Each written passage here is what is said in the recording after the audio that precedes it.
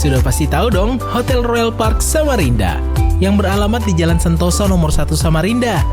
Selain memiliki kamar dan meeting room, Hotel Royal Park juga menghadirkan fasilitas terbaik untuk Anda. Mulai dari internetan sepuasnya, memiliki restoran dengan menu terbaik, menghadirkan juga spa dan ruang fitness, serta berbagai fasilitas yang menyenangkan. Dengan harga terjangkau, yuk staycation di salah satu kamar terbaik dan temukan perpaduan menarik dari pelayanan profesional yang ada di Hotel Royal Park Samarinda. Beralamat di Jalan Sentosa nomor 1 Samarinda. Reservasi dan informasi dapat menghubungi Andi di 0852 5011 4216 dan Misi di 0813 4711 4227. Enjoy work and stay safe with Hotel Royal Park Samarinda.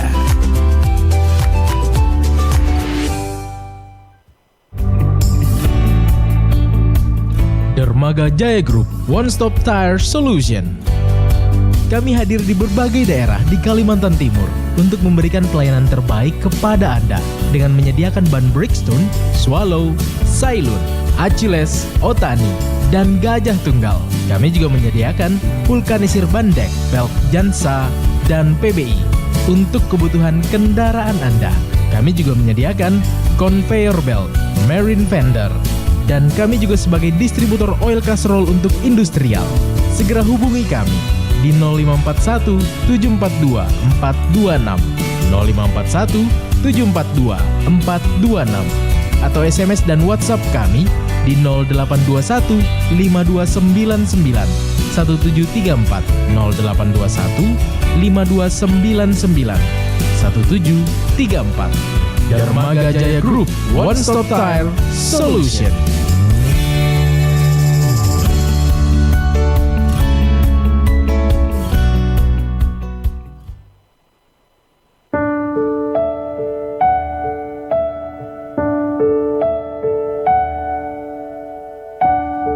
Iya, shalom, selamat malam hai listener. Kembali lagi pastinya di ruang dengar Anda dari jalan kebagian nomor 27C Samarinda dalam program Reach the Unreachable, menjangkau yang tak terjangkau. Sebuah program yang dipersembahkan oleh Mission Care Chapter Samarinda untuk kita kembali memahami arti peduli dan berbagi. Dan tentunya seperti biasa program ini terselenggara berkat dukungan dari Hotel Royal Park Samarinda dan Dermaga Jaya Group, One Stop Tire Solution. Dan di malam hari ini tentunya Mayor juga mengundang Anda untuk dapat berinteraktif di jalur WhatsApp ya. Jalur interaktif boleh Anda gunakan di jalur WhatsApp di 0811 587028 dan juga di 0853 8872 2594. Jalur interaktif di 0811 587028 dan juga di 0853 8872 2594.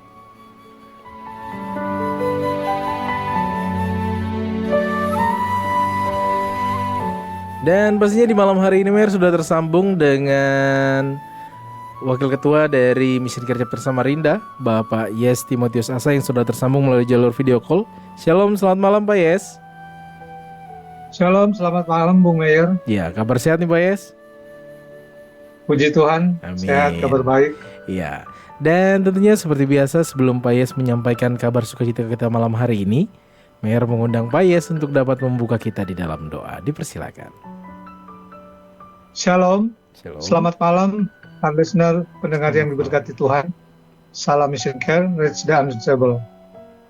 Sebelum kita membaca dan merenungkan sebagian firman Tuhan, mari kita mohon bimbingan Roh Kudus, kita berdoa. Ya Tuhan Allah Bapa dalam surga, kami menaikkan pujian syukur limpah terima kasih kepadamu, karena kami boleh menikmati kebaikan Tuhan dalam hidup kami. Malam ini Tuhan melalui siaran radio hotline, kami akan belajar sekitar firman Tuhan. Dan kami mohon Roh Kudus-Mu bekerja atas kami, sehingga firman yang akan disampaikan menjadi berkat bagi para pendengar, dan semuanya dilakukan untuk hormat dan kemuliaan Tuhan. Berkati juga hamba yang akan menyampaikan kebenaran firman Tuhan ini, biar kami semua dapat menerima firman Tuhan ini, dan kami lakukan dalam tugas tanggung jawab kami. Ampuni dan suci kuduskan kami. Dalam nama Tuhan Yesus kami berdoa. Amin. Amin. Dan tentunya untuk topik kita malam hari ini yang akan disampaikan oleh Pak Yesasa akan membawakan topik ketaatan untuk menolong orang lain dari Alkitab Ester di Ester 3 ayat 1-5. Kepada Pak Yesasa, waktunya dipersilakan. Mari saudara pendengar yang diberkati Tuhan, bacaan Alkitab kita malam hari ini pada Ester pasal 3 ayat 1 sampai dengan ayatnya yang kelima. Sesudah peristiwa-peristiwa itu, Raja Ahasveros mengaruniakan kehormatan besar kepada Haman bin Hammedata, orang Agag, menaikkan pangkatnya dan menetapkan kedudukannya di atas semua pembesar yang ada di hadapan raja. Semua pegawai raja di pintu gerbang istana raja berlutut dan sujud kepada Haman, sebab demikianlah diperintahkan raja tentang dia. Tetapi Mordekai tidak berlutut dan tidak sujud. Para pegawai raja di pintu gerbang istana raja berkata kepada Mordekai, "Mengapa engkau melanggar perintah raja?" Setelah mereka menegur dia berhari-hari, namun tidak didengarkan juga, mereka memberitahukan hal itu kepada Haman untuk melihat apakah sikap Mordekai itu dapat diterima. Sebab ia telah memberitahu mereka bahwa ia orang Yahudi. Ketika Haman melihat bahwa Mordekai tidak berlutut dan sujud kepadanya, hati Haman pun sangat panas. Apa yang menjadi hati yang panas bagi Haman? Mari kita lihat di ayatnya yang ke-6. Tetapi ia menganggap dirinya terlalu hina untuk membunuh hanya Mordekai, karena orang telah memberitahukan kepadanya kebangsaan Mordekai. Haman lalu berupaya memunahkan semua orang Yahudi bangsa Mordekai di seluruh kerajaan Ahasveros. Pendengar yang diberkati Tuhan, adapun tema perenungan firman Tuhan malam hari ini adalah ketaatan untuk menolong orang lain. Sekali lagi, ketaatan untuk menolong orang lain. Pendengar yang diberkati Tuhan, kita baru saja merayakan Hari Ulang Tahun Kemerdekaan Republik Indonesia yang ke-80. Dan tentu saja kemerdekaan yang kita dapat sampai kemudian berusia 80 tahun itu didapat oleh karena pengorbanan para pahlawan. Para pahlawan yang telah berkorban diri, mereka mati untuk kemerdekaan bangsa dan negara kita. Pendengar yang diberkati Tuhan, tidak banyak di antara kita yang memiliki ketaatan. Tidak banyak di antara kita yang rela berkorban untuk sesuatu yang ingin dicapai bagi kepentingan orang lain. Dan kita boleh mendapatkan kemerdekaan itu karena ternyata banyak para pahlawan kita yang rela mengorbankan diri, dan itu terjadi karena ketaatan mereka atas prinsip hidup yang mereka miliki. Sebelum kita membahas lebih dalam tentang Ester pasal 3 ayat 1 sampai 5, yang kemudian kita perjelas lagi di ayatnya yang ke-6, maka kita perlu ketahui dulu tentang latar belakang kehidupan kerajaan Ahasveros. Tentu kalau bicara tentang kerajaan Israel yang berkaitan dengan munculnya kerajaan Ahasveros, yaitu kerajaan Persia, itu berkaitan dengan kehidupan orang Israel, di mana awalnya orang Israel itu dipimpin oleh Raja Saul. Dan Raja Saul, sebagaimana dalam 1 Samuel pasal 9, dia berkuasa selama 32 tahun. Kemudian setelah Saul, maka digantikan oleh Daud. Saul digantikan oleh Daud, dan bisa dilihat dari 1 Samuel pasal 16. Daud sendiri berkuasa selama 40 tahun. Kemudian setelah itu Salomo memimpin kerajaan Israel. Tapi kemudian Salomo meninggal dan kerajaan Israel pecah menjadi dua pada tahun 931.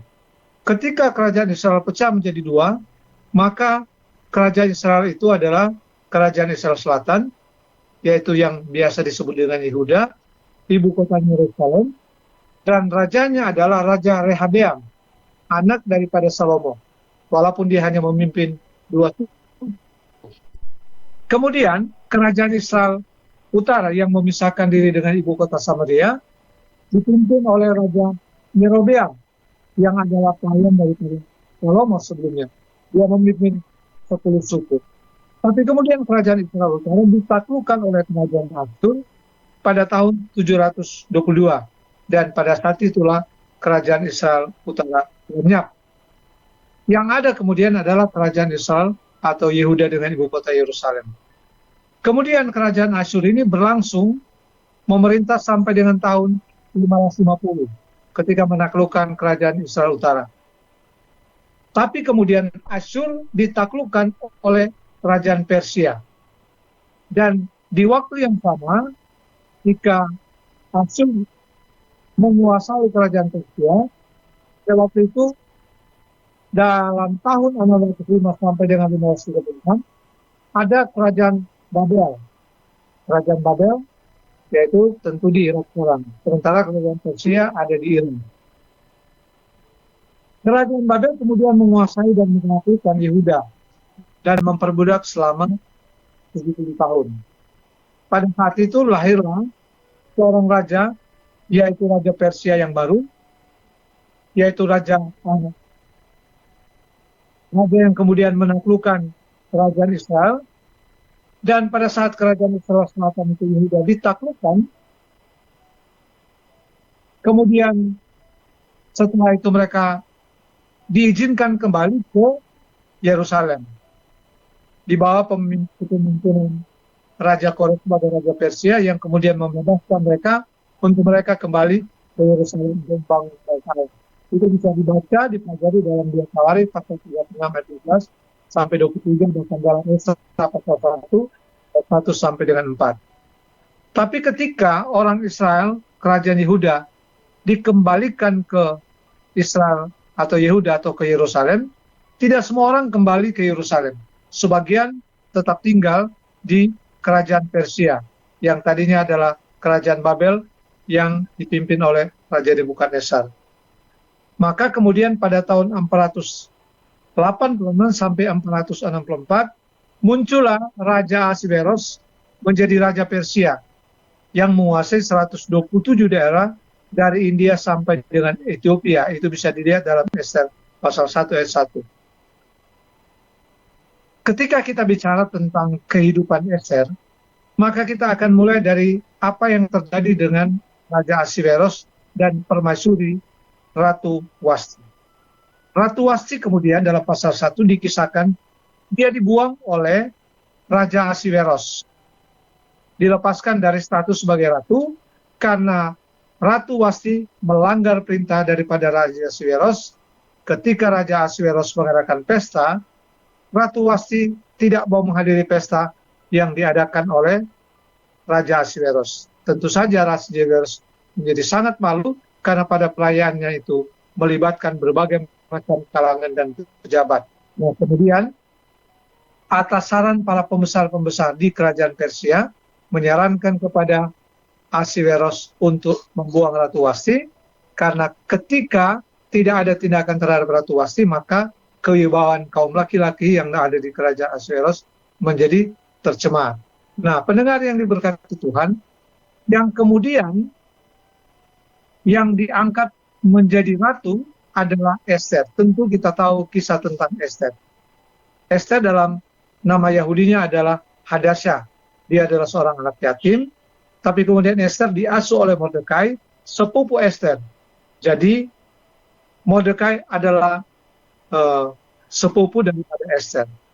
Katakan dalam bacaan, dia adalah Ester anak pamannya, anak dari paman daripada Mordekai. Gadis itu elok perawakannya, cantik parasnya, dikatakan dalam Ester pasal 2 ayat 7. Dan tentu saja Ester menjadi bagian dari keselamatan atas Israel, atas orang-orang Israel yang ada di tanah Persia, atas rencana jahat yang mau dilakukan oleh Haman. Haman adalah orang kepercayaan daripada Raja Ahasveros. Pendengar yang diberkati Tuhan, mari kita melihat bacaan kita malam ini. Yang pertama adalah tentang Raja mengaruniakan kehormatan kepada Haman. Dikatakan dalam pasal 3 ayat 1, sesudah peristiwa-peristiwa itu Raja Ahasweros mengaruniakan kehormatan besar kepada Haman bin Hamadeta, orang Agag, menaikkan pangkatnya dan menetapkan kedudukannya di atas semua pembesar yang ada di hadapan raja. Pemberian kehormatan kepada Haman bin Hamadeta ini sebenarnya berlatar belakang dari bacaan pasal 19 sampai dengan 23, di mana pada waktu itu Mordekai yang duduk di pintu gerbang istana dengan tujuan mengawasi Ester yang ada di dalam istana, mendapati ada dua orang sida-sida raja, yang pertama adalah Bigtan dan Teres, untuk merancangkan pembunuhan terhadap Raja Ahasweros. Dan kemudian peristiwa ini disampaikan oleh Mordekai kepada Ester. Tapi apa yang terjadi, kita lihat di dalam pasal 3 ayat 1 tadi, bukan Mordekai yang mendapatkan penghargaan atau penghormatan terhadap rencana jahat yang dibuat oleh Bigtan dan Teres, yang adalah dua orang sida-sida daripada raja, tapi justru yang diberikan kehormatan adalah Haman bin Hamadeta, orang Agag. Jadi memang sangat ironis tentang peristiwa ini. Kemudian Mordekai tetap menjalani kehidupannya seperti biasa. Dia tinggal dan duduk di pintu gerbang. Tetapi peristiwa yang dilakukan oleh Mordekai untuk mengetahui Bigtan dan Teres merancangkan kejahatan untuk membunuh Raja Ahasweros dicatat dalam buku sejarah kerajaan Persia, dan itu tentu melalui Ester yang menerima laporan itu. Tetapi sepertinya apa yang dilakukan oleh Mordekai terlupakan. Tapi dalam bacaan selanjutnya nanti kita akan menemukan kemudian bahwa ternyata didapati dalam catatan sejarah Persia, Mordekai berjasa dalam rangka menyelamatkan Raja Ahasweros dari rencana jahat Bigtan dan Teres. Nah, atas penghargaan ini maka ada perintah raja bagi setiap orang yang ada di sana untuk tunduk menghormati Haman bin Hamadeta ini. Dan di pintu gerbang itu termasuk ada Mordekai. Jadi setiap orang yang ada di pintu gerbang itu yang dilewati oleh Haman bin Hamadeta harus dihormati. Tapi yang terjadi pada Mordekai adalah dia tidak menghormati. Kenapa dia tidak menghormati? Karena Mordekai menghormati Allah daripada manusia. Yang kedua, ada latar belakang politis. Kenapa kemudian Haman bin Hamadeta, orang kepercayaan daripada Raja Ahasweros, tidak suka dengan Mordekai, dan di balik itu juga memang ada permusuhan antara Israel dengan orang-orang yang ada di Amalek. Dan kalau kita membaca dalam sejarahnya, ternyata Raja Amalek pernah dibunuh oleh Samuel. Dan sering terjadi peperangan antara kerajaan Israel dan Amalek. Yang kemudian permusuhan itu menjadi berkelanjutan. Jadi Haman bin Hamadeta sendiri bukanlah orang Persia, tapi dia orang Amalek. Tapi ketika Amalek ini dikuasai oleh Persia, maka kemudian bin Hamadeta ini menjadi bagian dari kerajaan Persia, dan dia dipercayakan menjadi orang kepercayaan daripada Raja Ahasweros.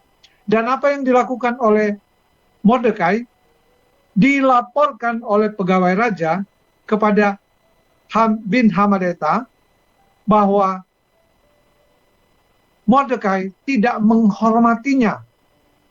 Walaupun mereka sudah menegur beberapa kali sebagaimana dalam ayat 4, tapi Mordekai tetap tidak tunduk hormat kepada Haman bin Hamadeta ketika melewati pintu gerbang itu.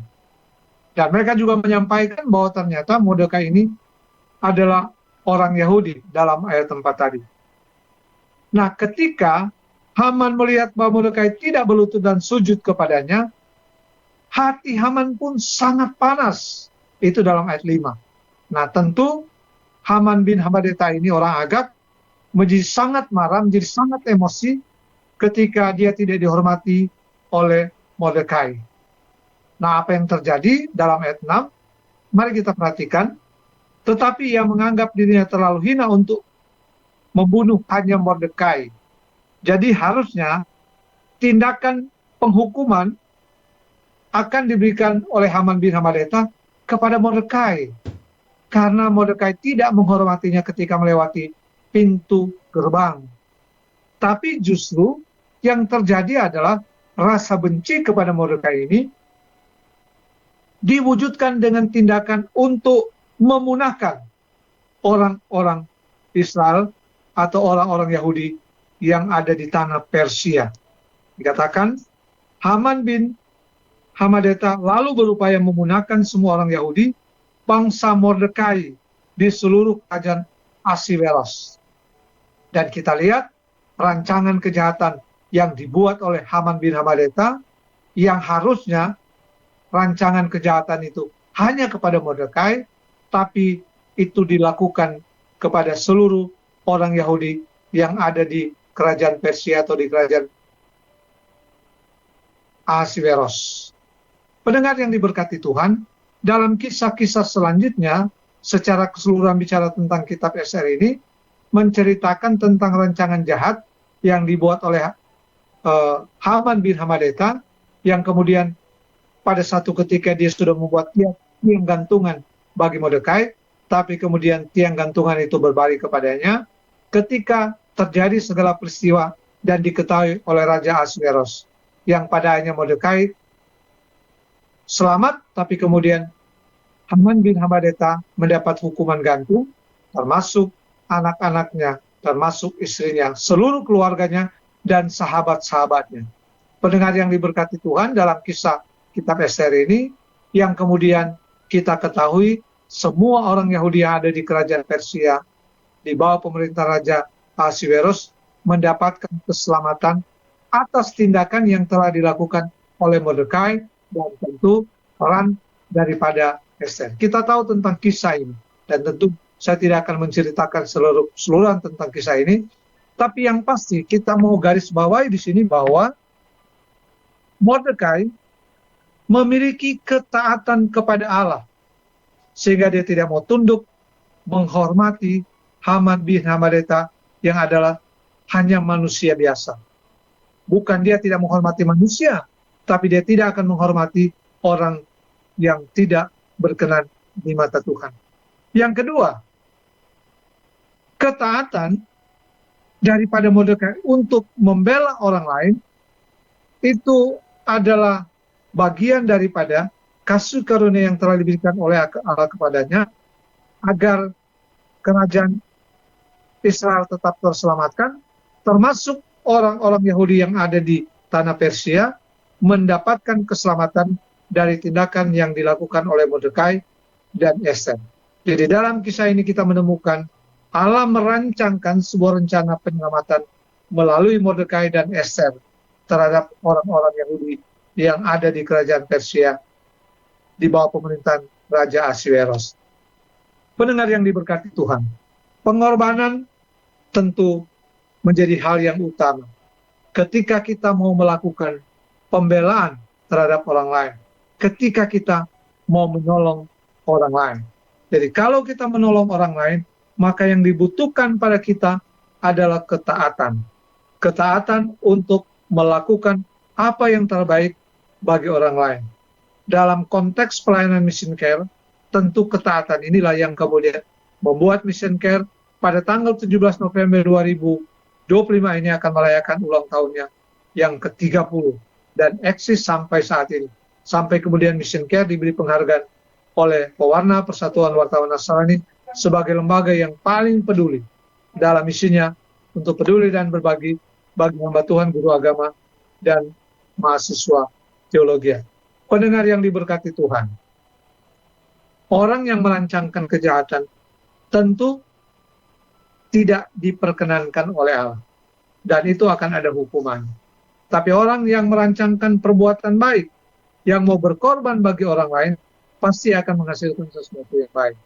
Dan itu telah dibuktikan oleh Mordekai.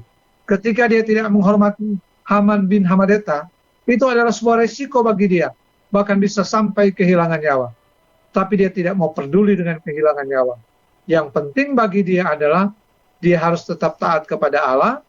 Yang kedua adalah dia harus tetap taat untuk rela berkorban, bahkan mati sekalipun demi orang-orang Yahudi yang ada di kerajaan Persia. Yang kedua, Ester dipakai oleh Allah untuk menjadi bagian daripada rencana karya penyelamatan terhadap orang-orang Yahudi yang ada di kerajaan Persia. Dan Ester seorang yatim piatu yang parasnya cantik, yang tentu sangat berkenan kepada Allah. Bahkan bukan hanya sekedar berkenan kepada Allah, tapi yang kemudian juga berkenan kepada manusia. Para pegawai istana yang merawatnya begitu mengaguminya dan begitu simpati terhadapnya dibanding ratusan kaum perempuan yang diseleksi untuk menjadi ratu daripada Ahasuerus. Pendengar yang diberkati Tuhan, biar kiranya pelajaran firman malam ini menjadi berkat bagi kita untuk senantiasa kita memiliki ketaatan. Yang pertama adalah ketaatan kita untuk senantiasa menghormati Tuhan Allah kita. Yang kedua adalah ketaatan kita untuk menolong orang lain. Karena ketaatan itu adalah integritas seseorang. Mission Care boleh peduli dan berbagi bagi hamba Tuhan, guru agama dan siswa teologia, karena ketaatannya. Kenapa? Karena Mission Care memiliki integritas. Sebagai khotbah saya pada bulan lalu bicara tentang integritas seseorang. Biar kiranya firman ini menjadi berkat bagi kita sekalian, dan mari kita wujudkan kepedulian kita untuk taat kepada Allah, taat untuk menolong orang lain. Dan itulah yang menjadi misi daripada Mission Care. Peduli dan berbagi bagi orang yang ada di sekitarnya. Bahkan bukan hanya saudara-saudara seiman, tapi juga bagi bangsa ini.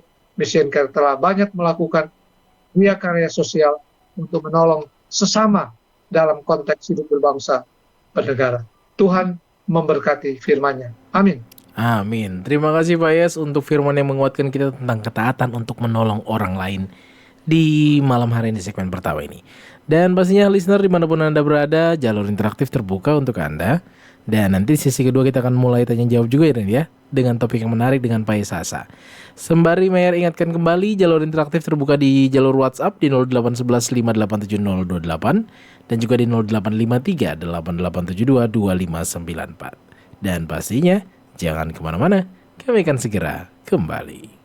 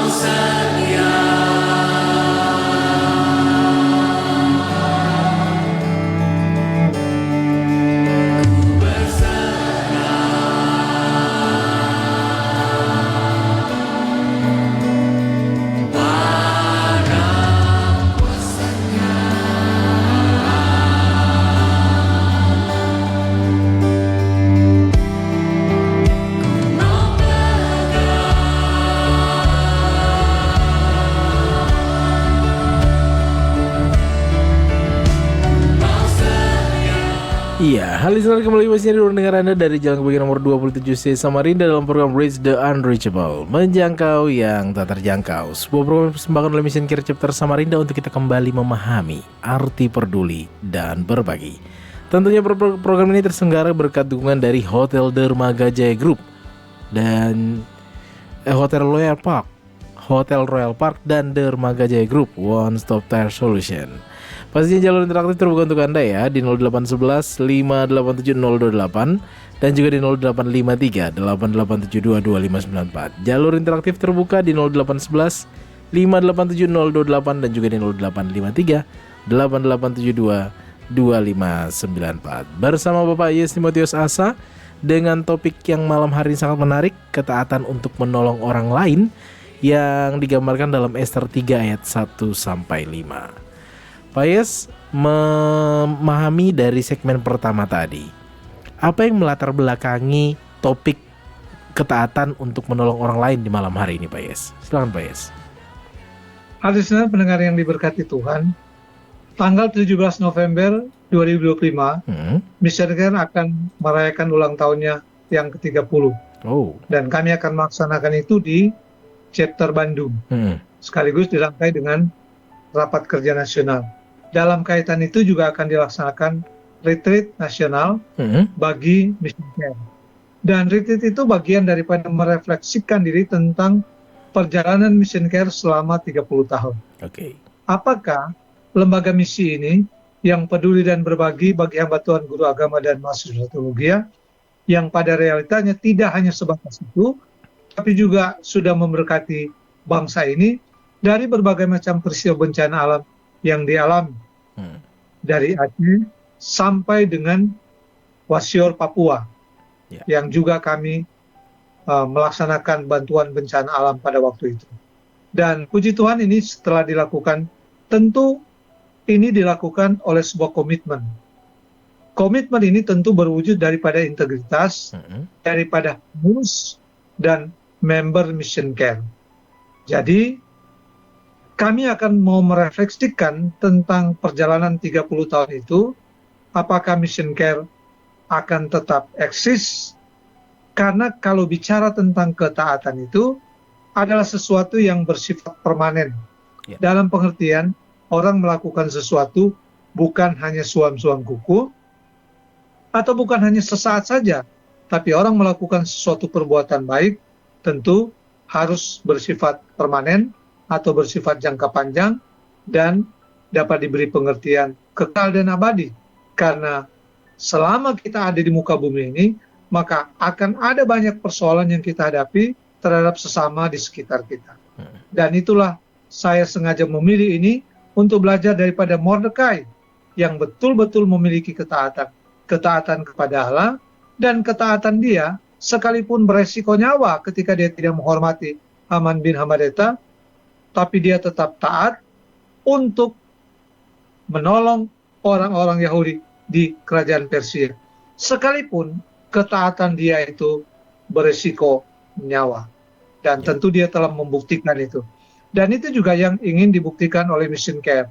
Apapun konsekuensi dan risiko yang dihadapi, Mission Care akan tetap eksis selama Tuhan berkenan terhadap lembaga misi ini.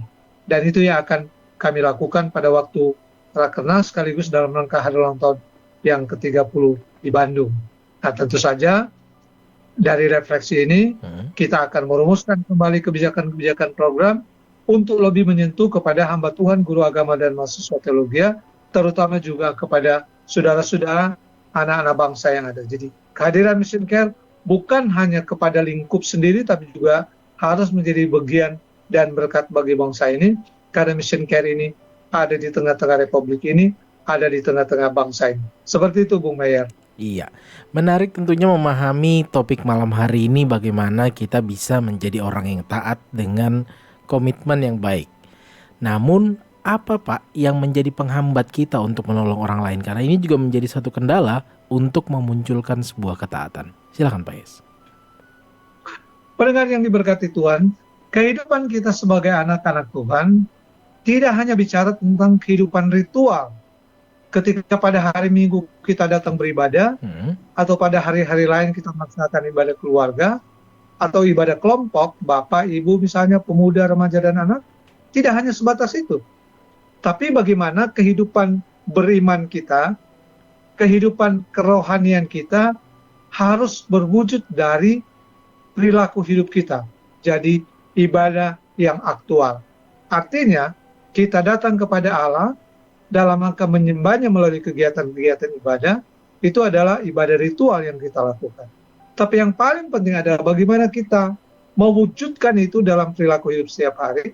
Itu yang disebut dengan ibadah aktual. Artinya mewujudkan tugas panggilan kita sebagai anak-anak Tuhan.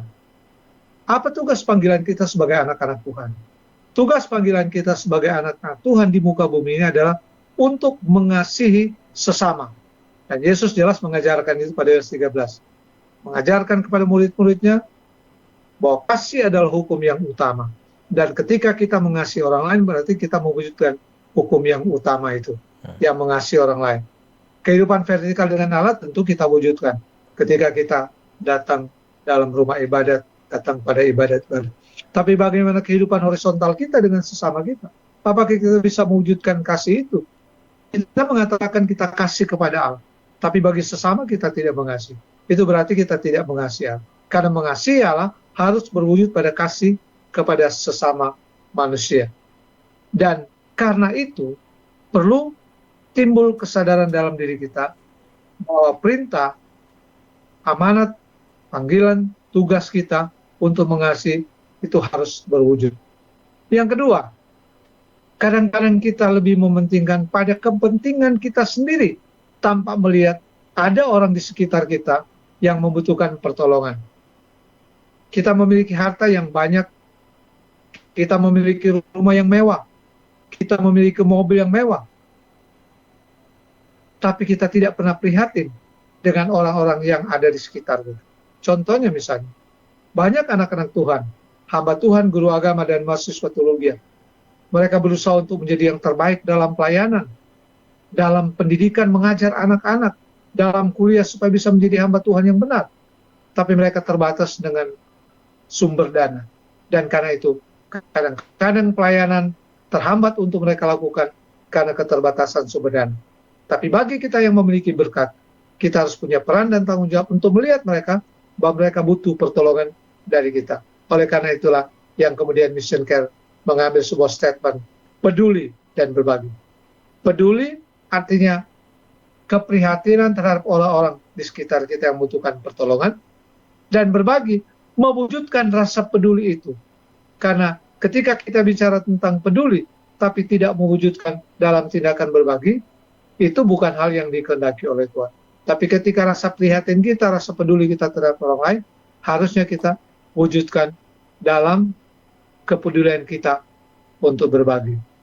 Yang ketiga adalah kita harus melihat bersama bahwa hidup yang telah dikaruniakan, berkat yang Tuhan telah karuniakan bagi kehidupan kita adalah bukan milik kita semata, tapi juga milik orang lain yang membutuhkan pertolongan. Dan tiga aspek itulah yang harusnya kita wujudkan dalam kehidupan beriman kita, sehingga kita disebut anak-anak Tuhan yang menjalankan tugas panggilan di tengah-tengah kehidupan berbangsa ini. Karena sesama dalam konteks ini, sebagaimana ajaran Yesus, bukan sesama pada ruang lingkup kita sendiri, tapi juga sesama manusia, adalah orang-orang di sekitar kita, tanpa memandang bulu. Sama agamakah, sama sukukah, sama bahasakah? Tidak. Perbedaan apapun yang ada dalam kehidupan berbangsa ini, mereka adalah bagian dari kita.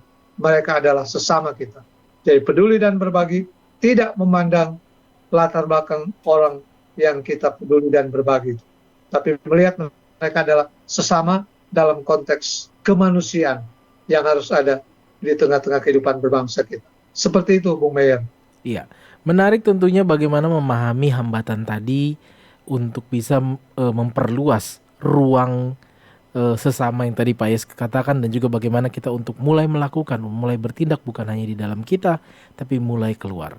Namun pasti banyak alasan untuk dapat melakukan ini. Bagaimana tentunya mengatasi hambatan-hambatan ini, Pak Yes? Silakan, Pak Yes. Pendengar yang diberkati Tuhan, nah tentu hambatan-hambatan untuk kita atasi adalah berbalik dari hal tadi, yang 3 tadi. Ketika kemudian kita seolah-olah ketaatan kepada Tuhan hanya melakukan tindakan-tindakan ritual, maka yang harus kita lakukan adalah tindakan-tindakan aktual. Yang kedua, ketika kita memiliki harta, memiliki rumah mewah, memiliki mobil mewah, harus kita ingat bahwa orang-orang di sekitar kita, mereka membutuhkan pertolongan. Nah, tentu yang ketiga adalah bagaimana kemudian kita menyatakan wujud kasih itu kepada sesama kita, dan tentu ini dibutuhkan kesadaran. Dan ketika kesadaran muncul, maka yang perlu kita tanamkan dalam diri kita, bahwa kita memiliki integritas, memiliki sikap peduli dan berbagi. Dan integritas itu harus berwujud pada ketaatan kita untuk melakukan perbuatan-perbuatan yang baik terhadap sesama kita. Jadi hambatan yang harus kita atasi dalam persoalan-persoalan ini adalah, mari kita wujudkan panggilan itu melalui tindakan karya nyata. Bukan sekedar beriman kepada Tuhan, ketaatan menjalankan kegiatan-kegiatan religius, ketaatan menjalankan ibadah-ibadah ritual, tapi ketaatan-ketaatan untuk melaksanakan ibadah aktual itu mewujudkan dalam tindakan kurang kita perhatikan. Jadi kalau kita mau menghindari, mengatasi hambatan-hambatan yang ada dalam diri kita, ketidakpedulian, maka harus sadar bahwa kita ini dipanggil bukan hanya untuk datang memuji mengagungkan kemuliaannya, tapi justru bagaimana kita mewujudkan panggilan itu melalui tindakan kita di luar sana. Yang kedua, harus kita menyadari bahwa apa yang ada pada kita adalah berkat Tuhan semata, bukan milik kita, tapi juga milik orang lain. Dan yang ketiga adalah bagaimana kita melihat bahwa orang di sekitar kita adalah sesama manusia yang harus dikasihi, tanpa memandang perbedaan-perbedaan. Dengan kesadaran itu, maka tugas panggilan kita di dunia ini dapat kita wujudkan. Seperti itu, Bung Mela. Iya, menarik tentunya untuk bisa mengatasi hambatan-hambatan. Namun ada kalanya kerelaan mission care juga untuk menolong orang lain juga perlu kita lihat ini, Pak. Bagaimana tentunya kerelaan mission care ini dalam menolong orang lain ini, Pak? Silakan, Pak Yes. Ketika saya menjadi bagian dari mission care sejak tahun 2008, saya betul-betul melihat bagaimana komitmen, bagaimana integritas daripada mission care. Kami akan merayakan ulang tahun yang ke-30, dan sebagian para pendiri masih hidup, bahkan mereka yang telah menjadi bagian dari mission care selama 30 tahun, masih tetap eksis sampai saat ini. Kalau kita berhitung secara materi, ketika mereka mensubsidi hamba Tuhan, guru agama, dan mahasiswa teologi, katakanlah mereka hanya mensubsidi 1 orang, dan mereka mensubsidi 250.000 per bulan. Dalam kurun waktu 1 tahun, mereka sudah bisa mensubsidi sedikit sekian juta, dikalikan dengan 30 tahun. Itu hanya satu aspek. Nah, ketika mereka mensupport dana operasional daripada pelayanan mission care, ketika mereka juga peduli dan berbagi dalam rangka mensupport pendirian sekolah-sekolah, renovasi, bahkan pendirian gereja-gereja, bahkan juga pendirian sarana-sarana penunjang pendidikan dan lain sebagainya, maka kemudian itu tidak terhitung dari sisi materinya. Tapi mereka tahu bahwa mereka diberkati, dan mereka tahu bahwa berkat itu bukan hanya milik mereka. Dan karena itu, kerelaan untuk tetap taat sampai saat ini, sehingga mereka eksis selama 30 tahun, benar-benar dapat terwujud. Dan hampir dikatakan, tidak ada keluarga mission care yang dengan rasa benci mereka meninggalkan mission care. Kalau tuh ada pergumulan-pergumulan keuangan, Itu sebuah fakta yang tidak bisa dihindari. Tetapi integritas daripada Mission Care selama 30 tahun ini tetap terjaga. Itu yang saya katakan tadi, pada tahun 2020 kami mendapatkan penghargaan dari Perwana, Persatuan Wartawan Nasrani. Itu adalah sebukti bahwa Mission Care punya kerelaan. Itu semua oleh karena mereka taat ketika berkomitmen untuk peduli dan berbagi di lingkup pelayanan Mission Care. Dan itu sudah terbukti. Sekalipun kadang-kadang ada yang mengalami pergumulan yang sekian lama mungkin tidak lagi berbagi dengan Mission Care, tapi pada satu ketika mereka datang lagi dan kemudian berbagi. Itu juga dibuktikan bahwa banyak hamba-hamba Tuhan yang telah kita subsidi, ketika mereka sudah sukses dalam kehidupan ekonomi, mereka juga balik untuk mensubsidi saudara-saudara sesama mereka hamba Tuhan. Dan itu dapat dibuktikan selama kurang lebih hampir 30 tahun Mission Care berkiprah di Republik ini. Dan itulah yang kemudian kami jaga untuk tetap ada di tengah-tengah pelayanan Mission Care sampai hari ini. Iya, menarik tentunya dari yang tadi Pak Yes sampaikan, Pak Yes terlibat di 2008 ya Pak Yes ya? Iya. Iya, terlibat. Berarti kalau sampai dengan tahun ini kurang lebih 17 tahun tentunya Pak Yes sudah sudah berkarya di Mission Care sendiri. Menjelang menuju 30 nanti, mungkin Pak Yes bisa berbagi pengalaman bagaimana tentunya secara pribadi terlibat dalam pelayanan Mission Care sendiri, Pak Yes. Silakan Pak Yes. Ya, puji Tuhan, pendengar yang diberkati Tuhan, awalnya adalah sebuah perkenalan dengan seorang teman, pemilik toko Haleluya, dan kemudian juga berkenalan dengan Ketua Mission Care sekarang ini, Pak Pendeta Dr. Insinyur Syedi Sudarsono, dan juga teman-teman yang lain. Dan perkenalan itu yang kemudian mengantar saya untuk masuk pada Mission Care. Saya bukan seorang pengusaha, bukan orang yang sangat berduit, dan tentu saja untuk menjadi seperti orang-orang ini berkati Tuhan, tidak memungkinkan bagi saya. Tapi puji Tuhan, ada bentuk lain yang bisa saya lakukan bagi Mission Care.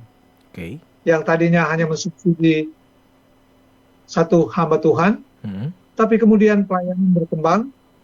Saya menjadi bagian dari Mission Care dalam rangka ikut membenahi organisasi. Karena bagaimanapun Mission Care adalah organisasi misi yang juga harus dikelola secara profesional. Walaupun awal-awal ketika saya bergabung dengan Mission Care, banyak betul hambatan, tantangan yang saya hadapi. Karena ada begitu banyak orang-orang yang tidak mau peduli dengan mekanisme organisasi. Mereka cuma mau peduli untuk berbagi. Tetapi karena mereka hidup dalam wadah organisasi, maka kemudian organisasi manajemennya harus dikelola dengan baik, termasuk dalam mekanisme pertanggungjawaban keuangan. Yang pada akhirnya, puji Tuhan, sampai saat ini Mission Care dapat mengelola organisasi secara baik, termasuk manajemen keuangan yang secara transparan bisa dilakukan, dan itu tentu awal kepercayaan daripada member, bahwa setiap dana yang disumbang oleh para member untuk disubsidi kepada hamba Tuhan, guru agama, dan mahasiswa teologi, benar-benar disalurkan untuk hamba Tuhan, guru agama, dan mahasiswa teologi. Tidak ada sama sekali untuk dipotong dalam rangka biaya operasional. Dan puji Tuhan, dengan manajemen yang baik bagi kemuliaan Tuhan, maka setiap dana-dana operasional itu tentu dari kerelaan pengurus untuk membagi berkat bagi operasional Mission Care. Jadi murni apa yang didonasikan oleh para member bagi hamba Tuhan, guru agama, dan mahasiswa teologi disalurkan 100% tanpa dipotong untuk biaya-biaya operasional. Jadi biaya operasional itu adalah urusan lain daripada pengurus. Tapi setiap yang diberikan benar-benar dipertanggungjawabkan dan disalurkan. Karena itu sudah kurang lebih 30 ribuan hamba Tuhan, guru agama, mahasiswa teologi di Indonesia ini yang disubsidi dari 27 chapter yang ada di Indonesia.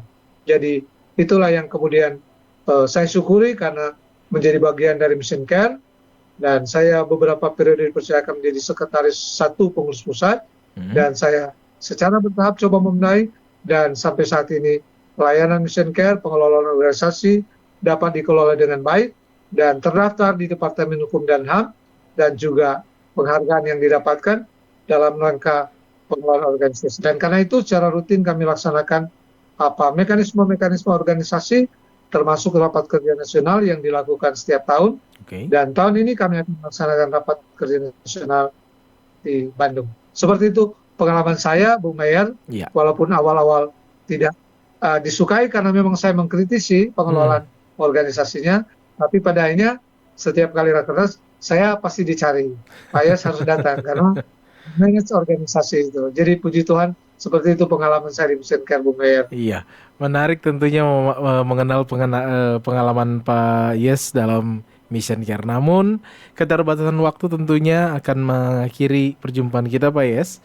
Sebelum Pak Yes menutup kita dalam doa, poin apa tentunya yang bisa kita Pak Yes bagikan kepada kita tentang ketaatan untuk menolong orang lain, Pak Yes? Silakan, Pak Yes. Ya, pendengar yang diberkati Tuhan, yang pertama kami akan melaksanakan Hari Ulang Tahun Mission Care pada tanggal 17 November 2025 di Bandung, dirangkai dengan rapat nasional sebagai pengambilan keputusan di organisasi. Juga pada hari ketiganya akan melaksanakan retreat dalam rangka merefleksikan pelayanan Mission Care selama 30 tahun, dan diharapkan nanti akan menghasilkan hal-hal positif bagi perkembangan Mission Care. Ya.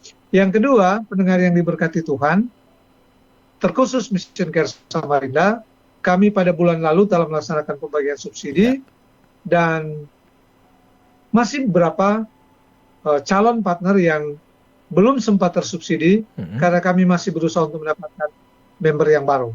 Jadi kalau ada Bapak Ibu yang mendengarkan siaran ini, diberkati Tuhan, tidak harus pengusaha, apapun usaha kita, pekerjaan kita, tetapi ketika ada lebih berkat dari kebutuhan hidup kita sehari, mari kita membagikan berkat bagi hamba Tuhan, guru agama, mahasiswa teologi.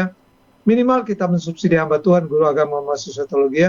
Satu orang kita bisa mensubsidi 250.000 per bulan, dan itu berjangka selama 3 tahun masa subsidi. Ketika mau memperpanjang untuk selalu dan selamanya, itu bisa diperpanjang pada partner-partner yang lain pada tahun-tahun berikutnya. Kemudian mari kita punya kerelaan untuk peduli dan berbagi bagi sesama kita. Sebagai Mordekai, memiliki integritas dan komitmen, sekalipun beresiko nyawa, tapi dia tetap taat dan setia kepada Allah, dan taat untuk menolong orang-orang Yahudi yang terancam akan dimunahkan oleh Haman bin Hamedata.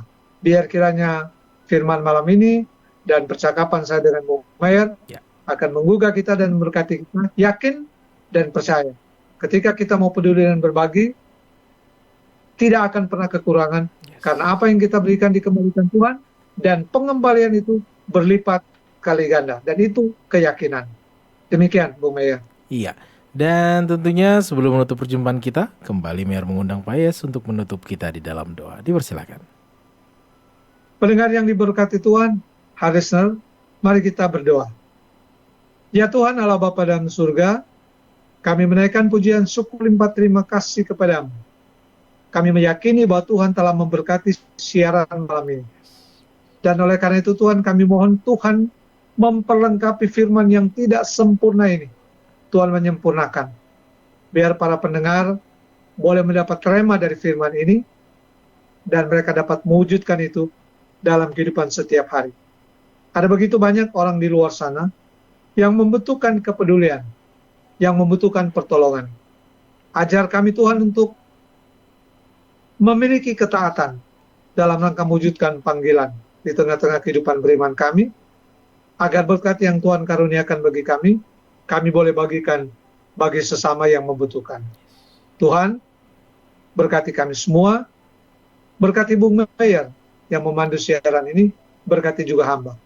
Bahkan ketika ada pendengar yang sedang dalam pergumulan sakit, baik di rumah sakit atau di rumah, Tuhan tolong sembuhkan mereka yang ada dalam pergumulan oleh karena PHK, oleh karena persoalan ekonomi, persoalan pendidikan anak-anak. Tuhan beri jalan keluar untuk mereka keluar dari berbagai macam persoalan ini. Dan kami yakin ketika kami datang berserah dan berpasrah kepada Tuhan, maka pertolongan itu akan nyata dalam kehidupan kami.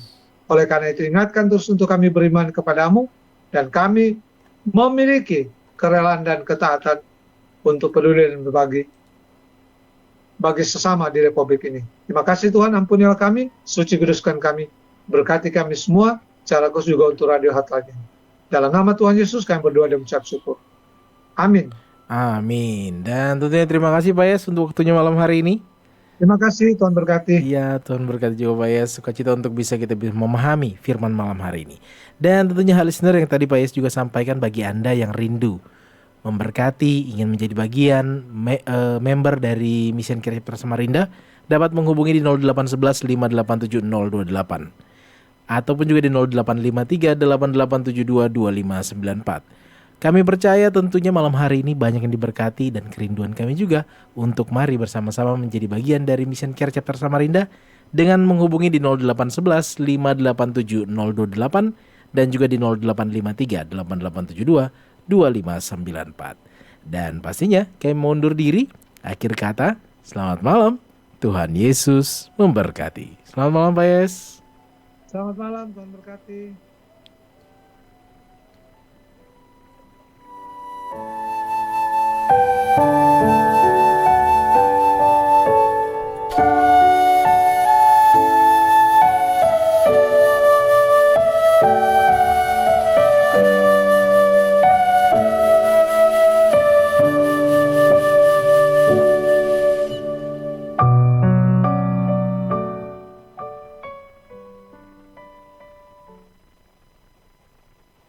Ada jalan yang disangka orang lurus tetapi ujungnya menuju maut. Siapa bersih kelakuannya, aman jalannya. Tetapi siapa berliku-liku